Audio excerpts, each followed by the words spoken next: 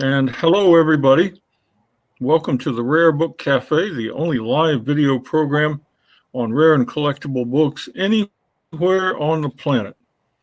We come out live weekly on Saturdays and are brought to you by the Florida Antiquarian Book Fair, BeLive.com, and a number of Southeastern booksellers.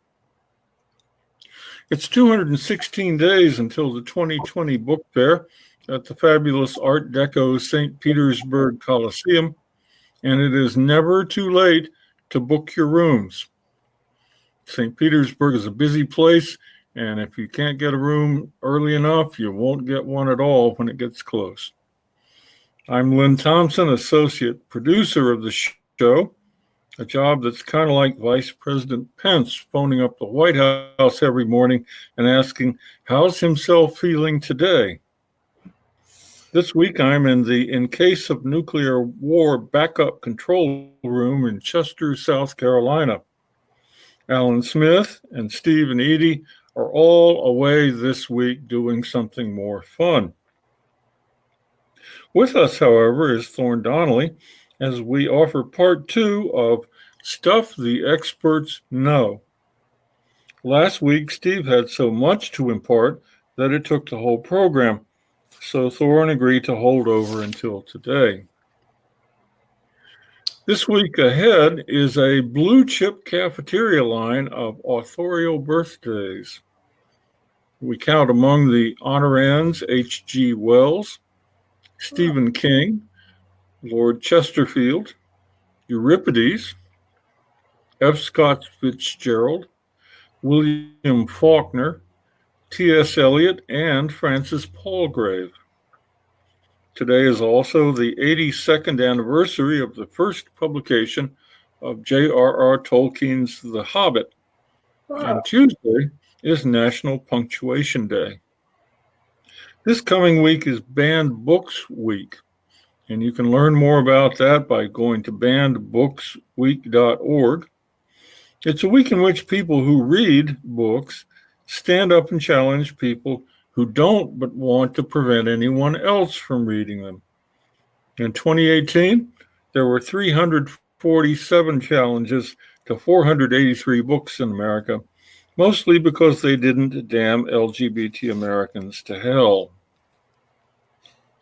In the news this week, CBS News this very day has a video and article up about Scott Doolittle, a 32-year-old pitcher for the Washington Nationals. He is apparently a keen reader when he's on the road during the season and got the idea of looking up in every town where the Nationals played a local independent bookstore. He has begun to share this with his followers on Twitter and has become an icon for the celebration of independent bookstores across America. And it's a fascinating little story about how one guy with a relative amount of pull can make a fuss about something and particularly generates some PR for independent booksellers in towns near you. So if you live, viewers, in a city where major league teams play or nearby, you may want to follow Scott Doolittle's Twitter page to find out what's going on with indie booksellers near where you are. In other news, booksellers who trade internationally have a month to brace for the latest trade innovation of President Trump, which is withdrawing the United States from its 144-year membership in the International Postal Union. This is set to occur on October 17th because the United States has proposed to allow the United States to, quote, self-declare international postage pricing and decide on subsidy levels with other countries, if any. Unless the UPU agrees to the proposal by the end of September, the U.S. will leave the Union 17 days later and over time begin a framework of bilateral negotiations with individual nations to set postage rates. This self-declare regime would begin next year. The practical effect of this would be a rate increase of at least 300% on postal parcel traffic to the U.S. from heavy net exporting countries, as rates kept artificially low for decades begin to normalize.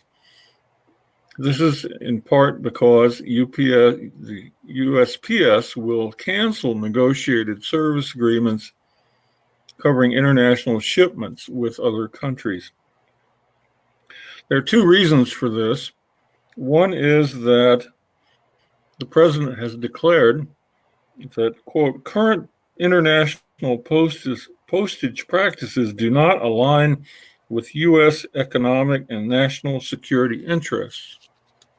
Everything that this administration seems to do is ultimately excused by claiming national security simply because they can. As I mentioned, there are two reasons for this. One is that the U.S. government wants every nation in the world, however small or poor, to be able to first furnish advanced electronic shipment data. They believe that by having this, they will somehow be able to intercept stuff being sent to America that is bad in some way. But more particularly, in 1969, the Universal Postal Union adopted what's called a current terminal dues system, in which different countries share money back and forth to equalize the cost of handling packages. And so the idea was that for developing countries, in order to try and encourage commerce, more developed countries with bigger traffic in shipping would kick back revenue to the poorer ones in order to help subsidize their receipt and delivery of goods and services. This covers cross-border delivery of packages and letters weighing less than 5 pounds. And instead of basing terminal dues on the actual handling costs incurred by the destination country's operator, the UPU established a country classification system, factoring in different stages of member states' economic development and the many variations in their mail volumes, tariffs, and cost levels. The president has said this is a way that China screws America out of more money. And one can look at examples of where there are kind of odd differentials in shipping costs. For example, a 4.4 pound parcel shipped from China to the US could end up costing less than a domestic shipment between Detroit and New York. Now, the reason for this is because in 1969, 50 years ago, when these adjustment rates were set, China was considered a developing country. Now it isn't, and the rates have not taken that into account. So there are differentials that could be negotiated and a new framework set up, but instead the federal government has simply decreed that they plan to withdraw entirely. So what we are looking at a month from now is a sudden 300+% spike in international shipping rates and possibly 2 to 5 years worth of uncertainty as to rates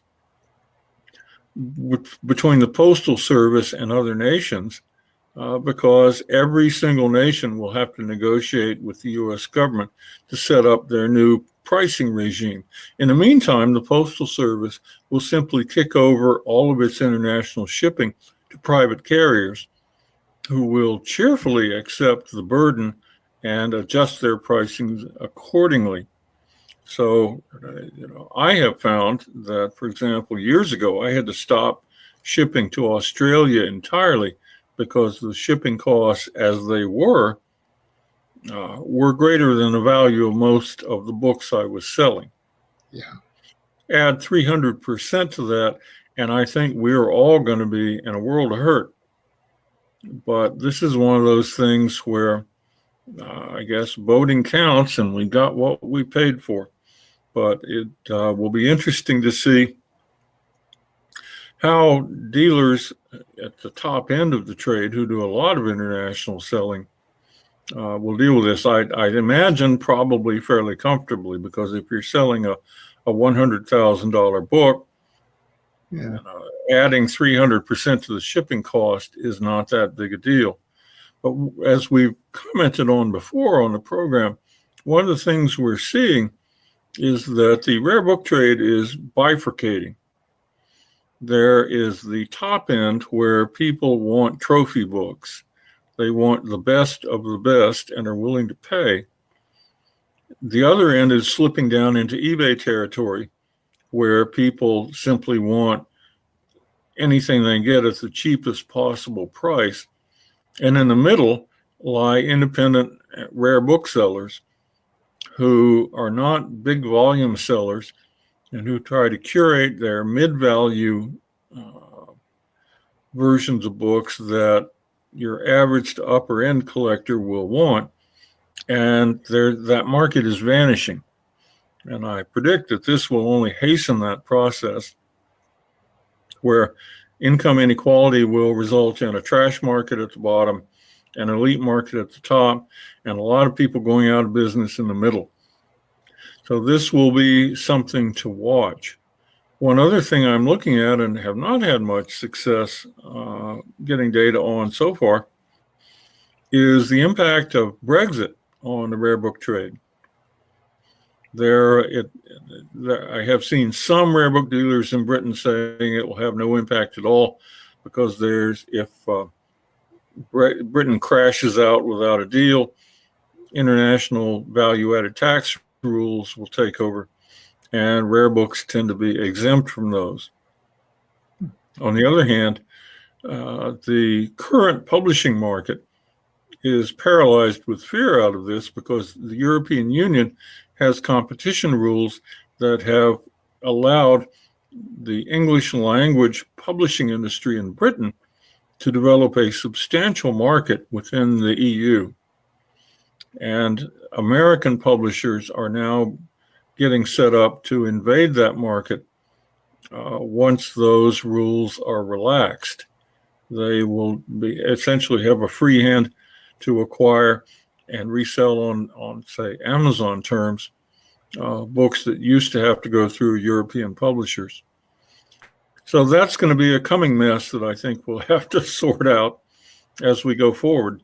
But the reason I mention these things to our viewers is because there's sort of an idea around that book selling is a tweedy little trade where we're all sort of exempt from the norms of the big world around us, and the American rare book market can be set by 500 people in the ABAA and by a somewhat larger group in iLab.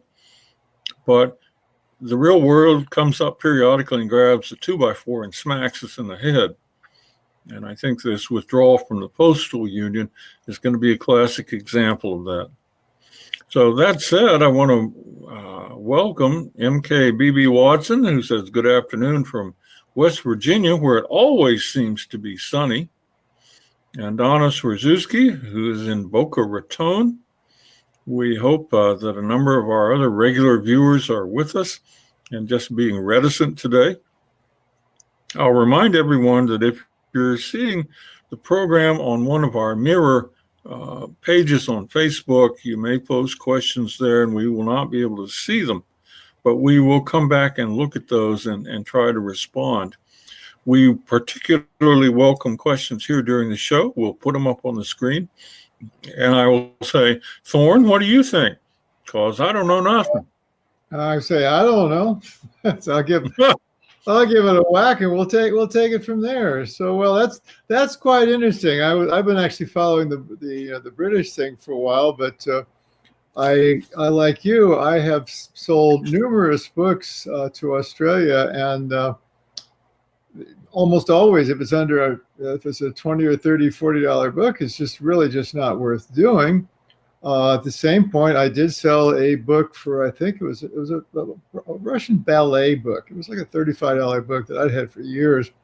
And a Russian citizen contacted me with his import export number, which I had to write on the outside of it, and detailed instructions. We had a little email back and forth. I said it's going to cost, more than the book is worth. And he had either a client or a reason for it. And as I remember it off the top of my head here, the book was 25 or 30, and the postage was like $60 or $70. He didn't bat an eye, just paid it. But it was a very unique, as I remember, there was one or two other copies online, and there were, I think mine was signed or something. It was even the highest price copy was 50 or so. That's right. I have the dust jacket. The other guys didn't have a dust jacket.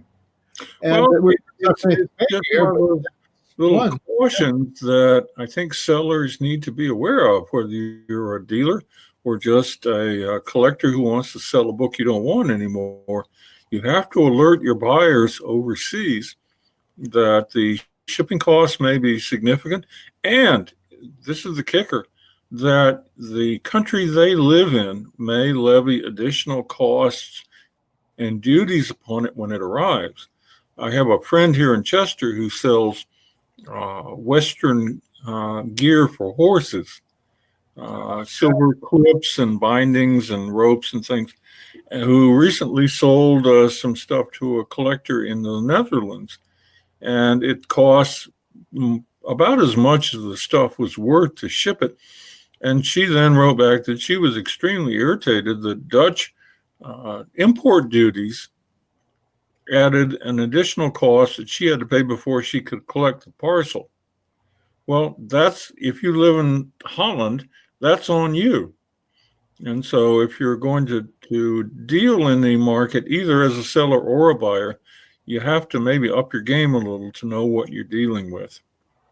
Well, I'm going to digress a bit, but along the same line, I follow a lot of threads from Rare Book School and cabs and all that.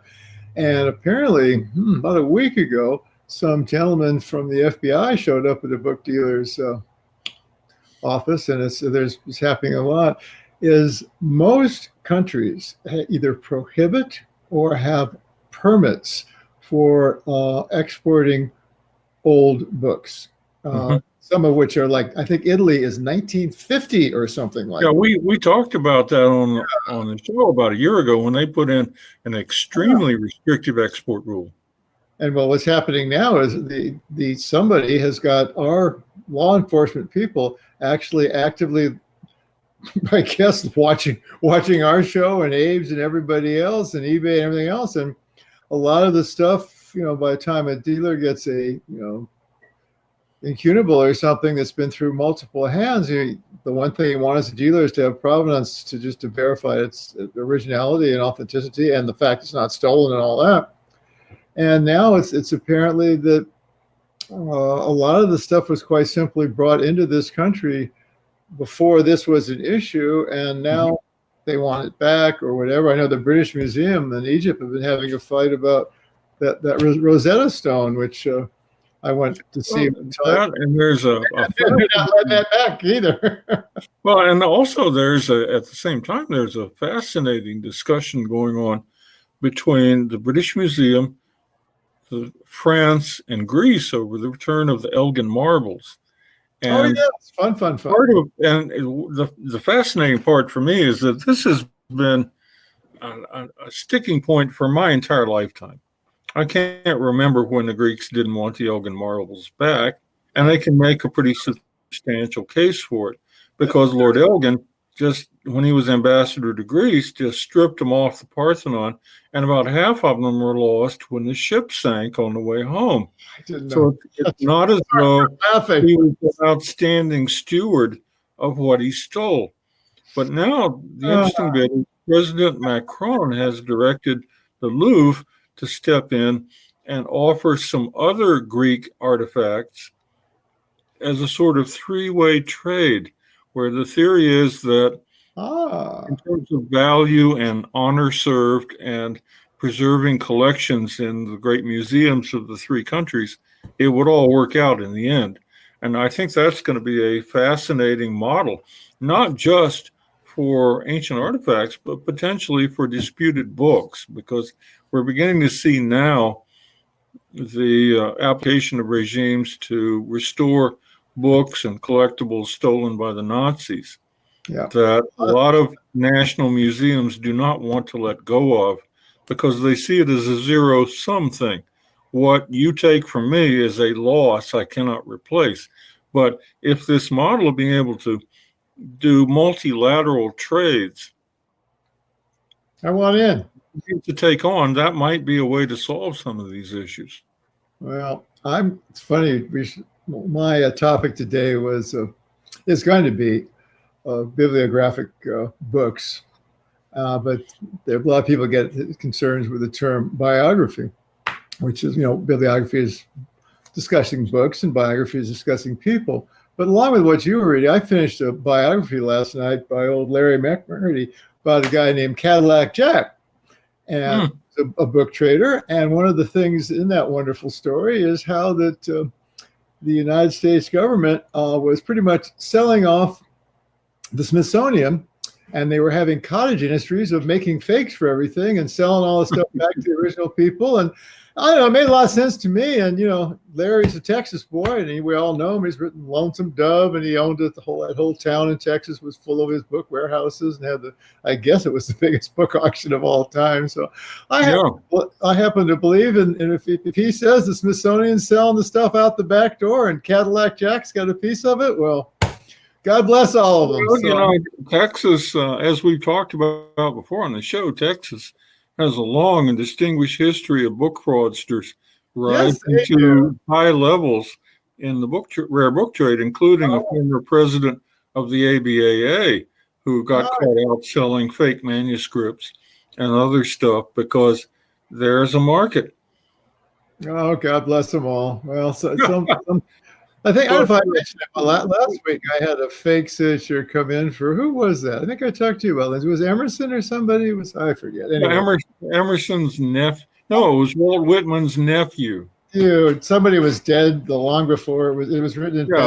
Somebody was telling you. They misspelled the name. That was the funny part. They misspelled. Someone was telling you that Whitman had died in 1859, which would be news to him for the next 23 years. It was basically the other book didn't have the back half of it, and he seemed insulted when I called it junk. He was basically, I don't know where the guy came from, but I got him out here. Well, it might have been an attempt to create a book because in John Baxter, the great collector of Graham Greene, who lives in Paris, has a fascinating section in his memoir called A Pound of Paper about how people, especially on eBay, will create a fake first edition by things like rebinding and acquiring a dust jacket from another book. The technical term for high-end book dealers is marriage. Yeah. And, it would not surprise me that as technology advances and we can create fake videos now and Photoshop everything, that we don't see more and more of that kind of fraud. Well, I'm going to dispute why. And I think that's why we need bibliographic resources, which is what you want to talk about today. So I think we should jump right in. I think we're going to go do that because I think a lot of you guys know, I go to the University of Virginia every year, and I guess one of my primary courses was called Des Bib, or Descriptive Bibliography, and I've taken a lot of it. If you look behind me, you'll see a full bookshelf here. Finally, I have about 300, which is nowhere near what I would like to have. But anyway, bibliographies and some biographies and histories that I use for a reference library. And I'm about halfway through. If you look to my right is another bookshelf that's a disaster. But behind me, I think one of the screens here has a little bit. Maybe I can show you. Yeah, see, there's still some holes over there. I'm slowly filling the one behind me. These are all catalog, photographed, not the same catalogs I do for online, but the idea of getting him going. And in the process, as I mentioned Lindsay a while ago, I found, I think it's 8 or 9 now of duplicates, which I want to sell, and which I won't keep buying the same book over and over again, which would probably be a good thing to do. But anyway, so I thought I'd just kind of run by some of the stuff that I found. I've got some funny ones and some reasonably technical ones. I thought I'd talk about both the art or science, whatever you want to call it, of bibliography, and then I was going to go into just showing some of the stuff I have. So I was Well, in that vein, we have a question already. People are okay. just raring to hear from you, so let me put this up.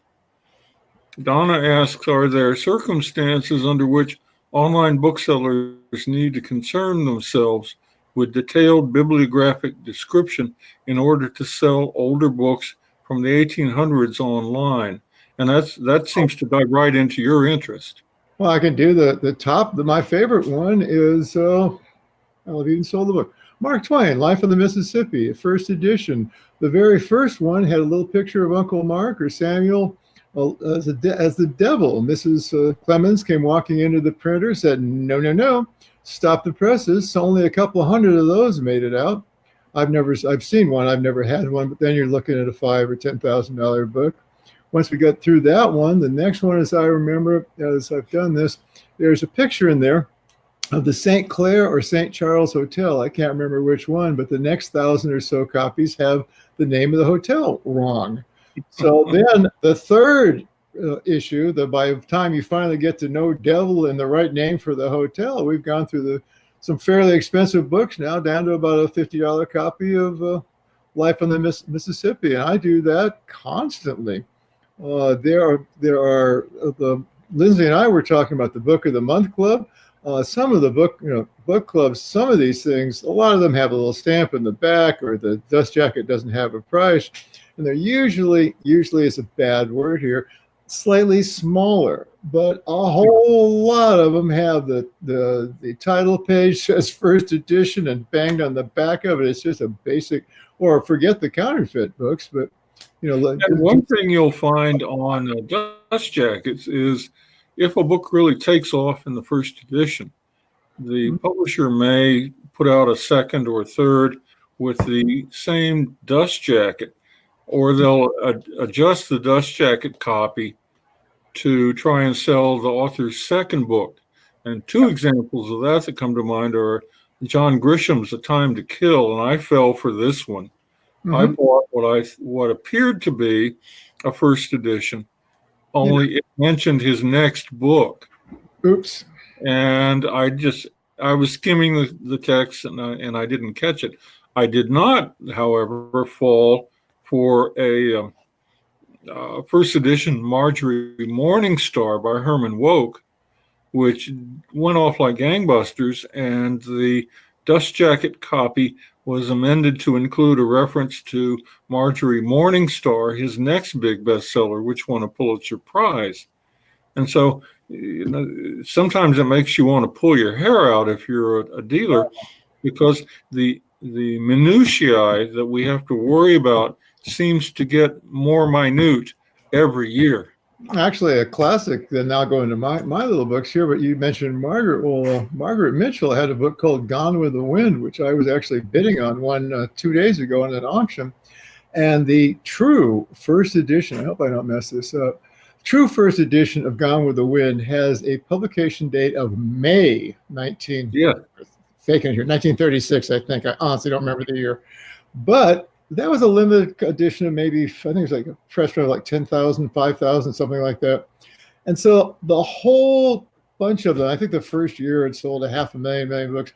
Every book after that, which was arguably a first edition, started with June. And then, they went through 18 editions. But so you have people that have what you would think of first printing June 1936. And if you have, July, it's a second or third or fourth printing.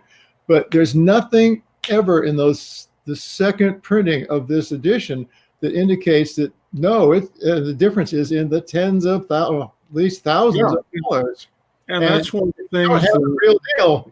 If you don't know it, you're the proud possessor of a really nice book to read. And I would suggest the movie's great with what's his name, Clark Gable. It's a great movie. I've taken on a lot of those, and that was how I learned that the further you go back in book publishing, the faster you learn that there were no rules that required publishers to standardize their disclosures. Wow. So everybody had their own in-house process. Scribners, for example, in their glory days, first half of the century, you could pretty much bet that the first edition had a little like a watermark on the copyright page that they would then take off. But then they didn't, and some would say first edition, and then you had the Gone with the Wind situation. They just kind of made it up as they went, and you literally, particularly if you're going to be a dealer, have to master the house practices of every significant publisher for the last 100 years.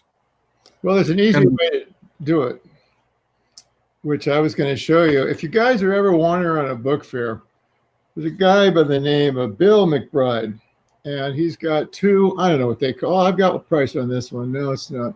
Anyway, one of them here is Points of Issue, which is a nice book. And as you can see, it's a pamphlet that's nothing. But the one, that's in pretty good shape. The one that I just reached behind me and grabbed is this one right here. And it is Identification of First Editions. And it has, off the top of my head, I don't know how many pages, 111 pages of fantastic publishing companies such as Wolfhound Press, Paper Birch Press, Heath Cranton. I can't even pronounce this one. Let's try this one. Dial Press, Dimension Books.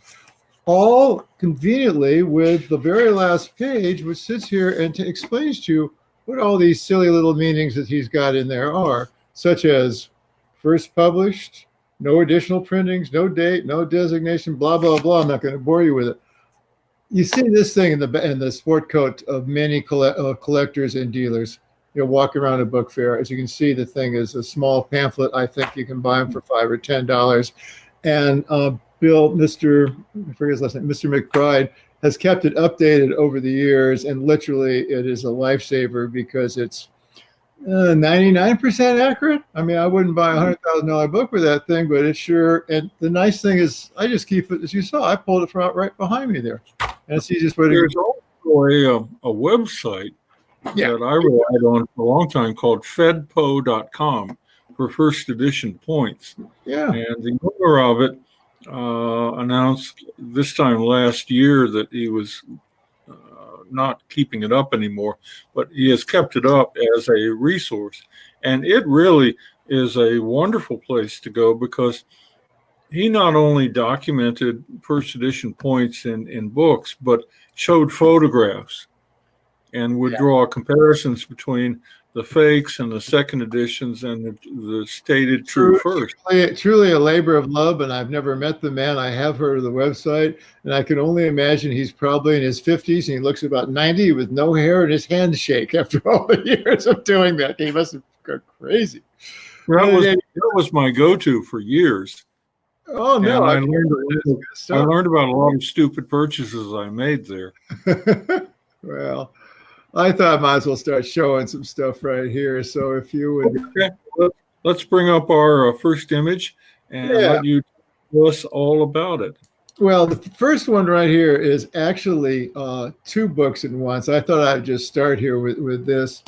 You can't see. I bring it up as a solo? Bring it up as a solo. It'll be easier. They've seen enough of us. As you can see, I have a set of the glasses I am wearing as a comparison on these bad boys. One is Ernest Hemingway, a descriptive bibliography by Grissom, which is kind of an industry standard. You can see the size of that. The one next to it is I actually bought from the author. It is the Ian Fleming James Bond, as we all know, book. And if you look at it closely, and I have it in my hot little hands right now, and it is probably 4 inches thick. My guess, I bought this thing at the New York Book Fair from the gentleman who actually wrote it, and who worked by John Gilbert, who I believe works for, I forget, it's one of the major booksellers in England. And as you can see, the size of this thing. These are just some of the ones that, you think James Bond, my God, what's the big deal on that? Well, it's Ian Fleming, who wrote a lot of other things, including my personal favorite, which I've sold twice and I love dearly. I'll tell you a little side story on it. If you are a collector of Ian Fleming and the James Bond books, there's one you have to have. It's called Birds of the Caribbean. and it was Yes. full of a bunch of pictures of dead birds. I mean, I'm talking pigeons and seagulls and all that kind of good stuff. And the reason this is such a rare and valuable book is the fact that nobody ever bought the silly thing, so it ended up in landfills. But the reason people like it is because when Mr. Fleming was sitting in, I believe it was called Goldeneye, the mansion he ended up buying, he was looking through the previous owner's library and came up with this little book on birdies. And it was written by a guy named James Bond, which he thought would be a damn good name for his spy because he didn't have one at the time. And there's a wonderful picture that I've only seen online. It's a black and white picture. It's Mr. Fleming and Mr. Bond as older gentlemen outside of some place in Jamaica, I believe it is, that was taken, I believe, a week or two before Ian Fleming passed away. And the two of them had just had cocktails and kind of romanticize, if you want. Well, guess what happened, So. That calls to mind a wonderful literary story. Sometimes on the show we invade the covers of the books and talk about what is in them. Yeah. Michael Chabon, who is now one of America's leading novelists, a Pulitzer Prize winner, published a book in the mid-1980s. It was his writer's thesis at the University of Pittsburgh. And it went gangbusters. And I still think it's one of the best first novels I've ever read. It's called The Mysteries of Pittsburgh. But he next produced a collection of short stories he published in the New Yorker, and one was called A Model World. It was about a PhD student at a college in the Midwest. He was studying meteorology, and he was utterly at a loss for a topic for his PhD thesis. It was driving him crazy. It was interfering with his relationship with his girlfriend. Everything was going amiss. He happened into a used bookstore and in a 50-cent bin found a thesis, basically, from 30 years earlier on cloud formation. And so he bought it. And he went home and read it, and he thought he, of course, being a PhD student, he knew all the literature. And this was something that had never been referenced anywhere. What had happened to the author? He couldn't find anything about him, couldn't find that it had ever been published or degree awarded. It just seemed to have dropped out of Zeus's forehead into his lap. And so in his desperation, he ended up deciding to publish it as his own. Bad idea. Yeah, he just retyped it on better paper and passed it off. And during the course of this story, there were lengthy passages from the description of the study and how clouds form in different patterns. And I went to hear Michael Chabon at Powell's Books in Portland, Oregon, when A Model World came out in the early 90s.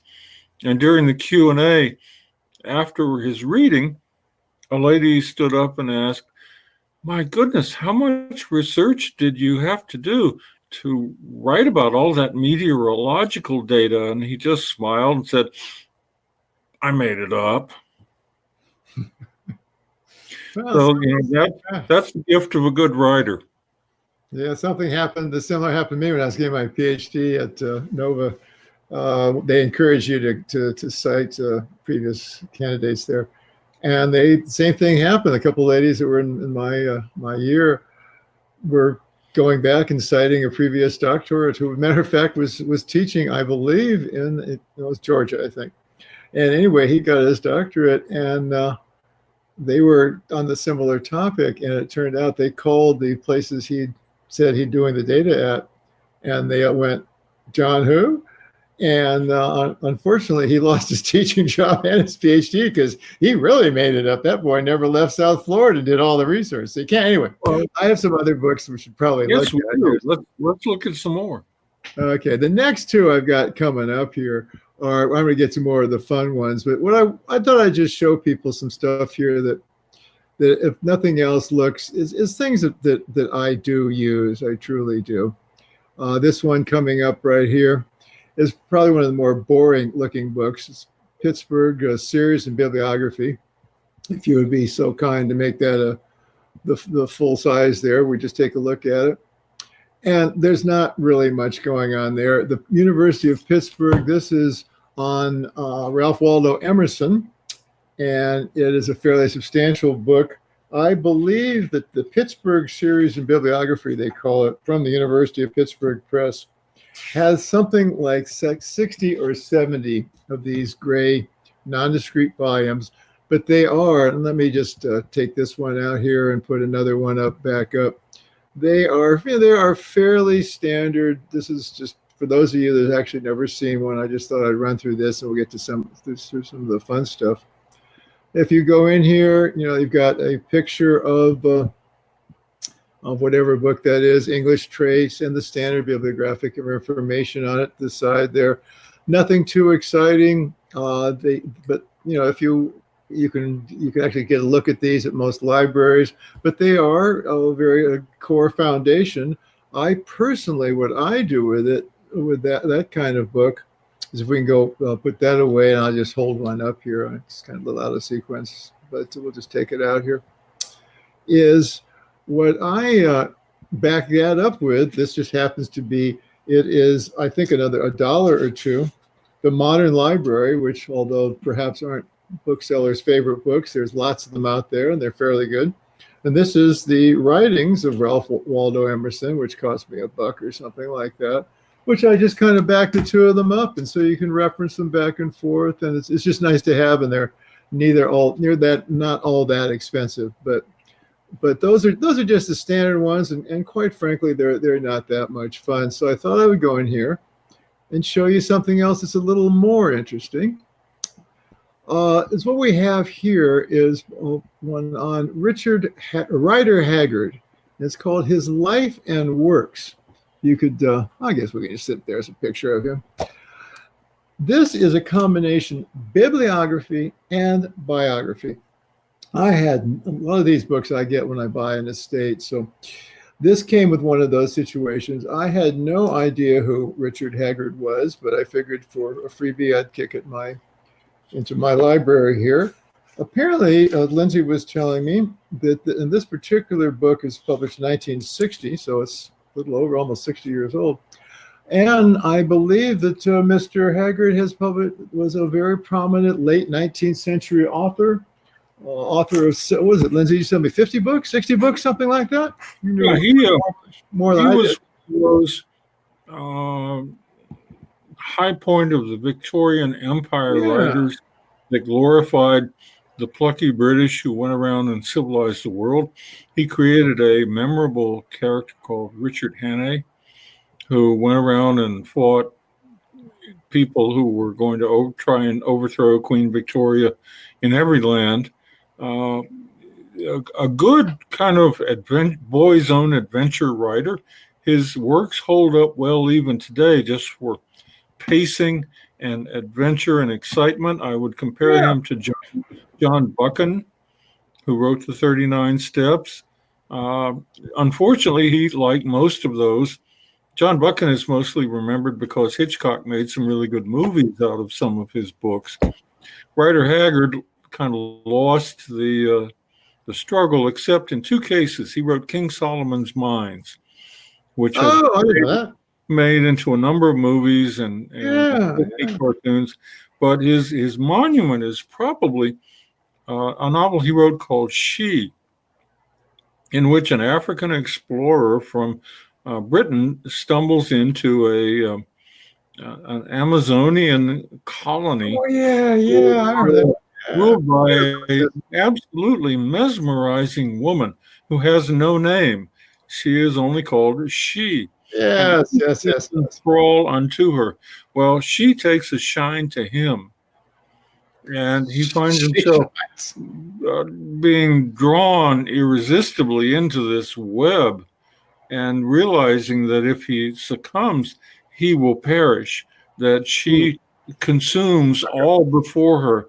And I was a spoiler alert, because I still think for a novel of its type, the ending is one of the most brilliant resolutions ever.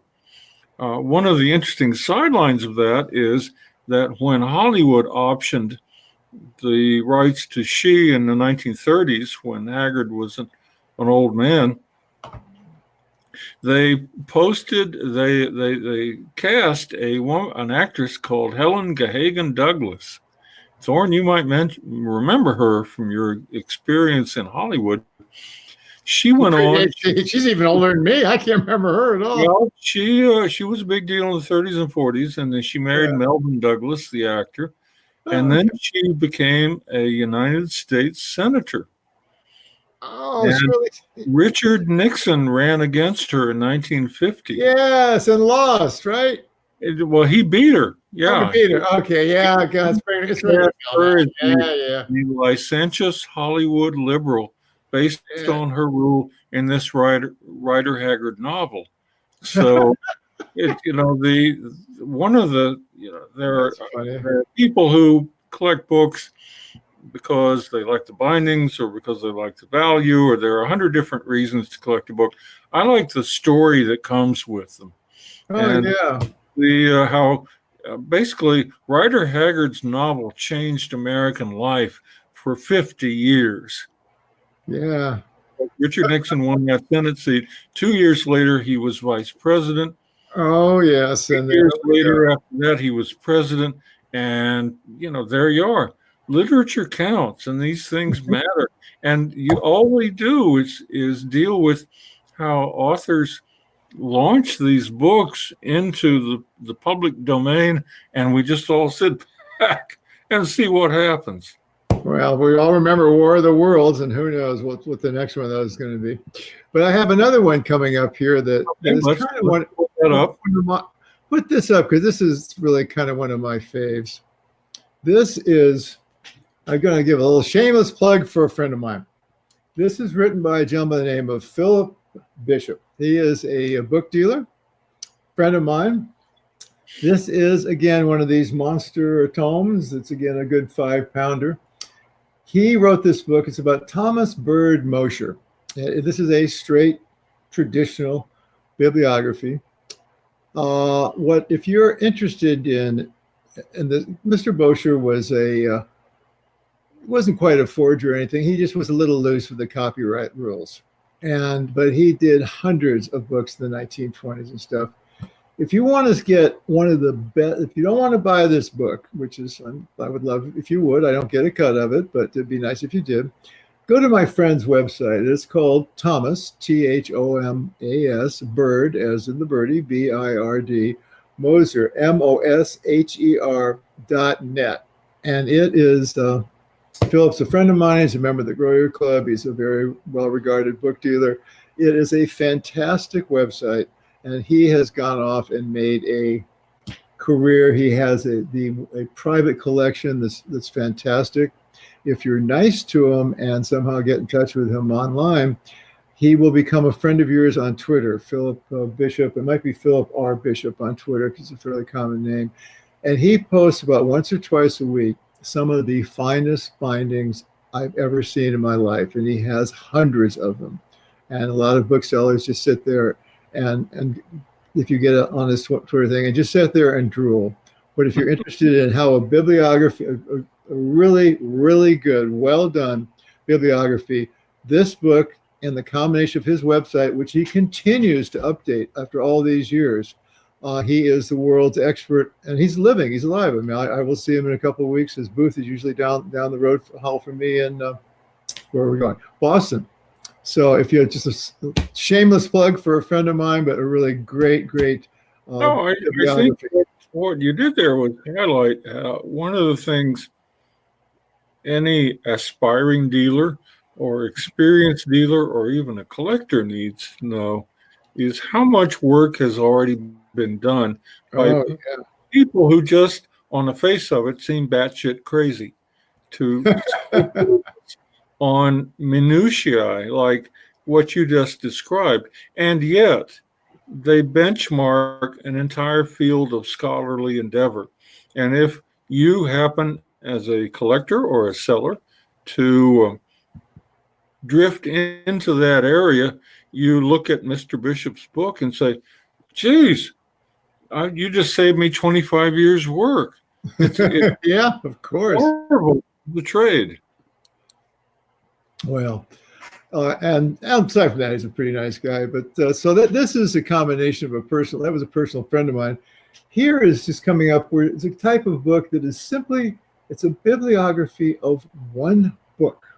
Now, if you'll Oh, be so Lord. kind, if you throw this bad boy up, it's a Kelmscott Chaucer, and it is, again, a marvelous, marvelous book written about, well, one of the guys who's a big time printer. This is about his work, and it is William Morris, William Morris, who was probably, I'm not going to get in the argument, but one of the best printers of Americana in the history. And in the book, if you just start flipping through it, this is Chaucer's book, but there are 20 pages of paper copies, pictures of all Estelle Doheny and Rosenwald and all the famous people that have owned. There are vellum copies. And there are another 20 pages of paper copies. There's a copy here, I can't bring it up, a crushed brown Morocco binding at Brown University. Literally, it is a book, the catalogs that this book has been in. And a good copy of this is in the hundreds of thousands or perhaps more nowadays. 20 pages of unlocated copies. It goes on, but it's one of the most famous printers, the Kelmscott. I have seen a real copy of this book. It's called the Kelmscott Chaucer, a census. And so Mr. Peterson and Mrs., I assume it's Mrs. Peterson, Sylvia, well, I've never met them, have written a book about a book, but it's kind of like the Folger Museum in Washington, where I was at this summer. They have probably 50,000 rare books in their library, but they're famous for having about, I think it's half or something, of the first folios of Shakespeare there. It's just one book, but it is kind of a famous guy. 86 copies. Yeah. And each one is different, and each one has a name, and each one has a value, and on and on. So it's, it is, I guess you could say, bordering on the absurd. But at the same point, it's also something that is an example of books. I've got a couple, three more I was going to flip through here. So if I get to another one here. The next one coming up is this one here, which is, this is, if you could run this one up, it is a catalog.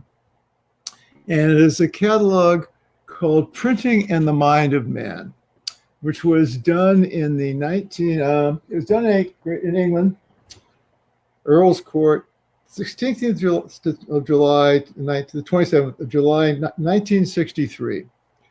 It was 20 years after the war. England was kind of recovering, whatever. It has become, it was organized in connection with the 11th International Printing Machinery and Allied Trades Expedition. This is a catalog of what they have. It had the Gutenberg Bible. It had the original presses. It had books on, well, what they taught at the time, the machines of how to make printing. It also, there's pictures of it in there. It was also what they thought were some of the finest books ever printed. There was a fellow who was a book dealer, a British fellow who, again, I've never met, has been gone for a long time.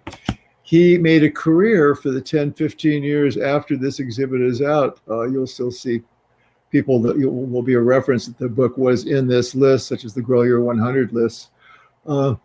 He made a career out of selling books that were in Printing in the Mind of Man, this fantastic Western civilization exhibit in England. And he finally retired, fairly wealthy bookseller, I understand, when you couldn't get some of them anymore. You can't get a Gutenberg Bible like you could in the old days. And he sold, I guess, one or two of everything in here, and he finally ran out of stock and said, just said, well, I'm, just kidding kind of thing. But, that's what he did. He went away from it. So I'm going to digress. Actually, I have two more here. I'm sorry that I did not put up here. If you give me half a second to find my fun books. Hold them up to the camera. We'll blow them up. The easiest way to do it, I can just come over here and I can put them up here. Here's number 7. And now these are some kind of fun ones. So we're going to go back in here, and I'm going to do this the right way for everybody. It's just that was such a fun thing for me. I always got excited about that. So let me show you a couple bibliographies that I ran into while I was sitting here putting the stuff away, and I just had to share it with you because they're just way too funny. If you could bring this one up for me, there, Lindsay, I'd appreciate it. This is I ran into this yesterday, and I couldn't remember why I had it. It is a bibliography of William Sidney Porter. Oh, Henry. Well, that's what it says right down here in the little small print, which I went, oh, yeah, oh, Henry, because I sure as hell I'm not much of the 20th century, 21st century. I was a psych major in college. I wish I'd been in English lit. But so this particular book, I can't remember what I paid for it, even where I got it, but it fascinates me that it is copy number 345 of 600. It is signed by the author, Paul Clarkson, apparently. It is done 1938. It is a true first edition of this by the Caxton printers, who many of us know Caxton was the first printer of England. And it was printed the publishing company lived, and we all know New York, and once in a while you'll find a publishing company in Minnesota or someplace, in Caldwell, Idaho. So this is my favorite. That's favorite limited. That's bizarre because beyond Henry is a great North Carolina writer. I have no idea the story behind it. I picked it up and I was looking at it going, oh my God, what do I got? Basically, he was a bank clerk who embezzled money from his bank and went to prison. Yeah, he went to jail. When he got out, he needed to make a living, and so he took up writing short stories. And in the mid-20th century, early and mid, he was probably one of the most popular short story writers in America. Story behind the guy, yeah. Unfortunately, people don't read short stories much anymore. And the big magazines like Collier's and the Saturday Evening Post that used to run them, I mean, that was how Norman Rockwell and Scott Fitzgerald made their living, was selling stories to magazines. Yep. And that's what William Henry Porter did. Yep. But he remains a beloved author in North Carolina. Oh, yeah. And it's fascinating to know. It's really kind of a period piece that at his peak, people were already, even in obscure places like Caldwell, Idaho. I've been to Idaho and I don't even know where I used to ski in Sunville. I have no idea where it was. I didn't even look it up. I was laughing too hard. But here's somewhere. I think it's near where Hemingway lived, but I'm not going to get down to it. Oh, that would be that's pretty much Sun Valley. It's called Ketchum, but my brother's got a house there. But anyway, I picked up this book and I just couldn't resist it because it's John Wayne. And I looked at this. He's a great English writer. I know he is, but he's spelling his name wrong. Look at that guy. He doesn't even know how to spell his own name. I mean, W-A-I-N. Yeah, he wrote a brilliant biography of Samuel Johnson. I know.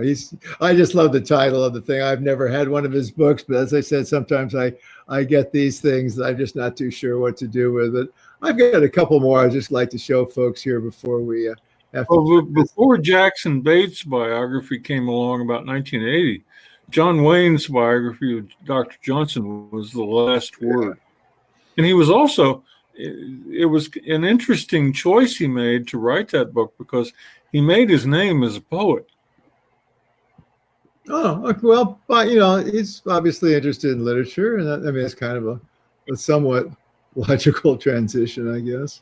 Well, I was going to close with a couple things here that I just thought I would share with everybody. I received, if you could run this one up to a solo thing here, I received this in the mail a couple days ago, and it is 3 boxes and a little book on top. It's one of the duplicates I had, I might add.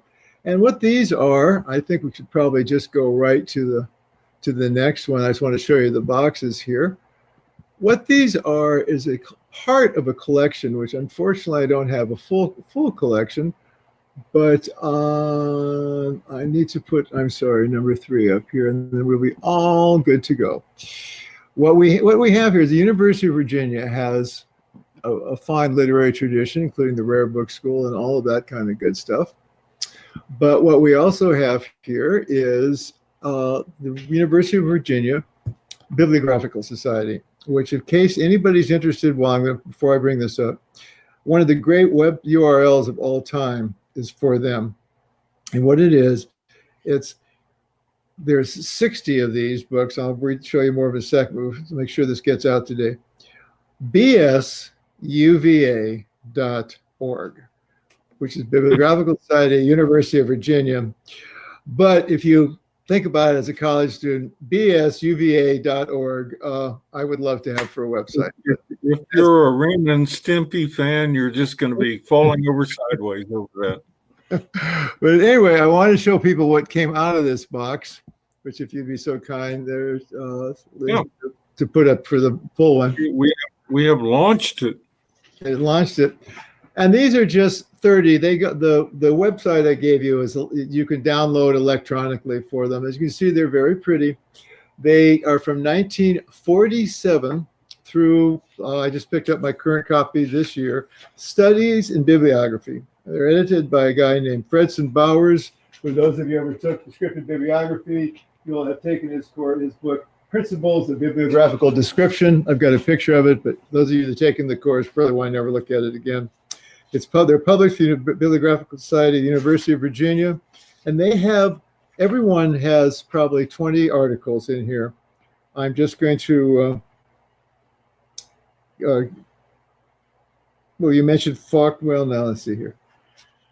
By Mr. Bowers, and has one in the 1980 edition, an article. They're mostly about 30 articles each one. Establishing Shakespeare's text, notes on short lines and the problem of verse division.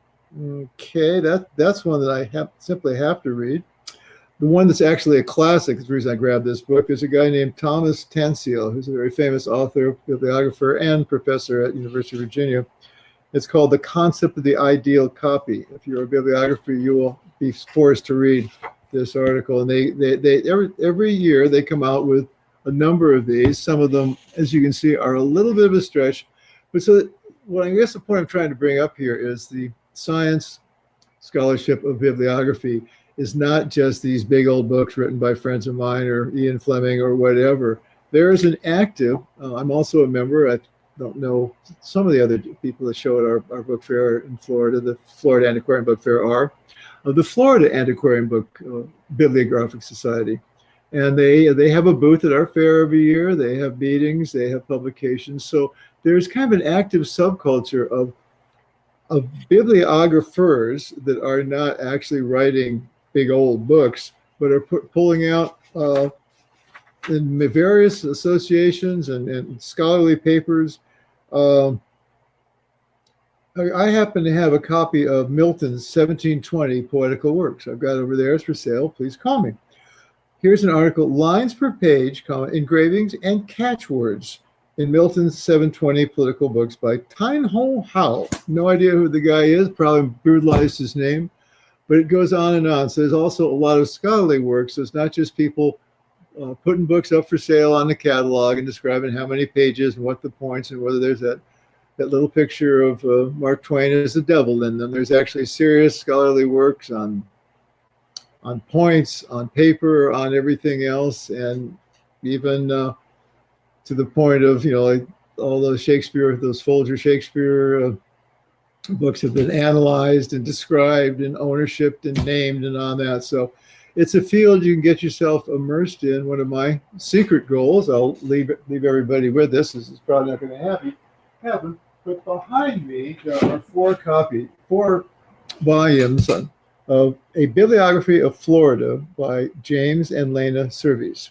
Here is volume 4, as you can see, very healthy, good-looking book. This goes through, these are all the books written in Florida. Mr. Servies was the state librarian of Florida for 20 or 30 years.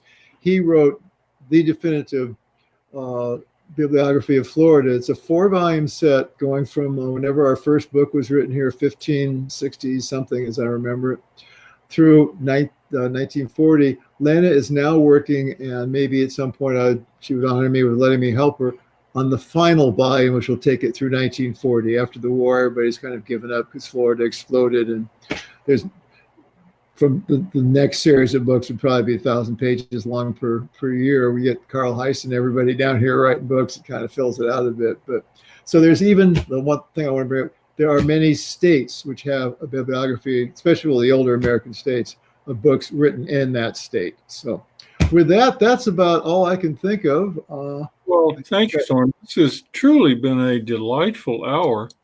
And your last example there reminds me of how any of us can become scholars in a field of interest. I think of Bill Bryson's book called Home. He's an American writer who lives in Britain in an old parsonage, and he takes each room in the house and basically unpacks and unleashes the social history of how that room came to be part of the British or American household.